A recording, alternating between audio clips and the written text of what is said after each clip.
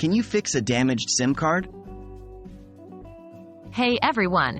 Today, we're diving deep into the world of SIM cards.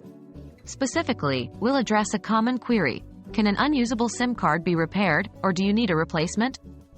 Let's find out. What causes a SIM card to become unusable? Most of the time, a SIM card becomes unusable due to 1. Physical damage. Scratches, bends, or breaks on the chip can render it non-functional. 2. Water damage. Any form of liquid can corrupt the circuits inside. 3. Electrical damage. A power surge or exposure to incorrect voltage can fry its circuits. 4.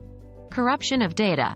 This is rare, but software glitches can sometimes render a SIM card unreadable. Can you repair a damaged SIM?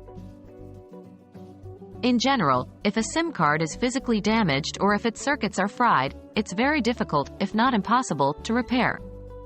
However, there are a few steps you might try if you suspect data corruption or minor issues. 1. Clean the contacts gently with an eraser or a soft cloth. 2. Insert it into a different phone to see if the problem is with the card and not the device. 3. Remember, it's crucial not to use sharp objects or chemicals, as this can cause further damage.